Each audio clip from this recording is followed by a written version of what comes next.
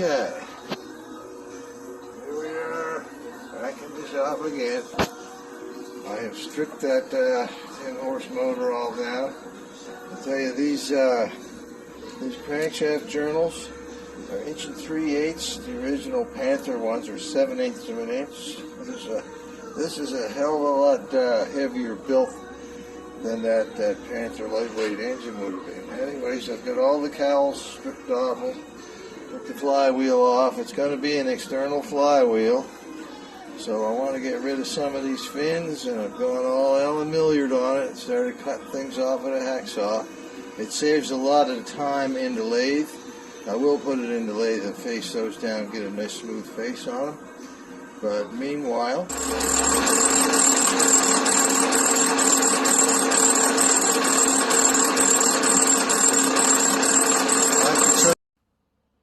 okay, got that flywheel all machined smoothly down on the surface, so I can mount this aluminum disc over the front. That'll provide me with a nice smooth surface after I get it all polished up and everything, so that while the engine's running, and here we go. I've got that faceplate all nicely machined and polished up, ready to go onto that flywheel. I gave it a quick coat of that cheap old creme clad paint. Anyways, I'll get a couple more coats of that on there before I call it done. But like I say, that nice shiny cover will go on there and keep my toes from getting chopped off in the flywheel. This crusty, grubby old engine was working just fine when it was still in the snowblower, but it is in need of a good cleanup.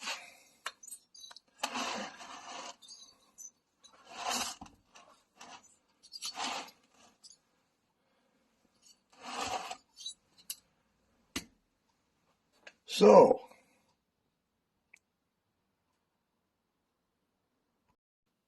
presto. All right. This end of things cleaned up. Got the nice smooth aluminum disc mounted there to keep my toes from getting chewed up. Painted the cylinder black. I always think it looks better like that because motorcycles generally have black cylinders.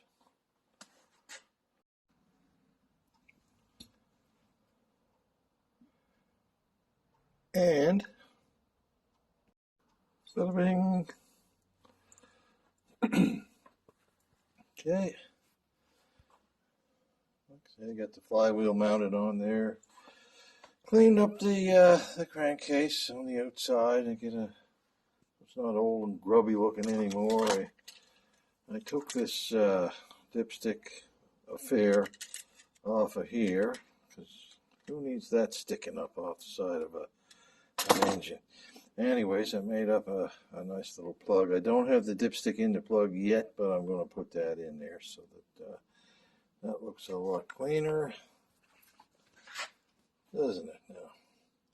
And these things, by the way, they do cool themselves extremely well without having the cowl on the engine.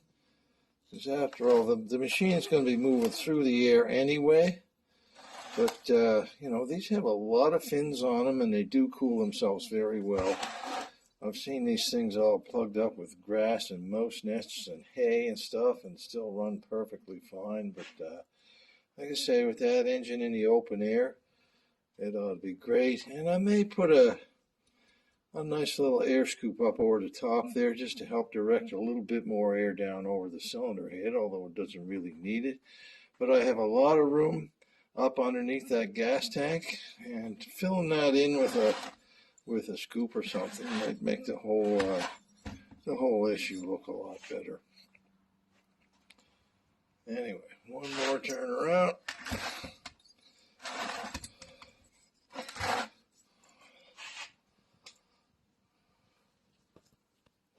And there's a picture of my camera.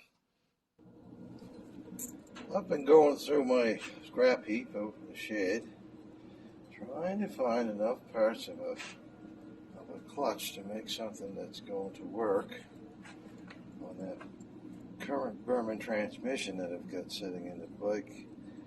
What have I got here? Those are BSA Triumph clutch plates. Those are Triumph clutch baskets. That's a Princess Auto sprocket. There's about, I don't know, probably 3/4 of a Royal Enfield clutch, for which I also have the matching transmission, but it doesn't fit well in this frame, so I'm thinking maybe I should save that for another project. Now here's a Berman clutch. It's for the same type of transmission, except it has a different main shaft. This one here is looking like it might be the one I'm going with. This is a clutch from a Norton Atlas or a Matchless G15 or something, which is pretty much the same bike, just with a different name on it. It's got the small 6-tooth spline that'll fit on the gearbox shaft perfectly. I've got 3 cups, 3 springs, 3 nuts. I've got the hub. The bearing looks pretty good. The friction surface on the back plate looks good. So I think what I'm going to do is probably go with that Norton clutch. Anyway, what I would like to do is try to find the parts to complete that. If I can't find the parts to complete it, then I'm going to have to start another shop project, which is going to involve fitting that chain wheel and that basket onto this clutch. I'll be using those friction plates, but I'll have to make up some drive plates for this and make up the pressure plate as well, which is really a pretty simple job for this one. But in any case, I've got a couple of lines on some parts, so see if I can come up with the necessary parts to finish that clutch up. I'll let you know how that goes. Meantime, thanks for watching. Come along extremely well. An old friend of mine has donated a clutch that he had in his collection of odds and ends, and anyways, he gave me a whole clutch, so I only needed to use a couple of the little parts that I had from the other clutch to make this work. So that fits right onto that old grubby Berman transmission. I suppose I ought to clean that up pretty soon, have a look at it. But anyway, it does shift nicely, it turns smoothly, and that clutch, the plates are all good in it. There's no real wear on it or anything, so that clutch ought to work really well on this machine. And anyway, like I said, the tail of the clutch has turned out really well, at least so far anyway.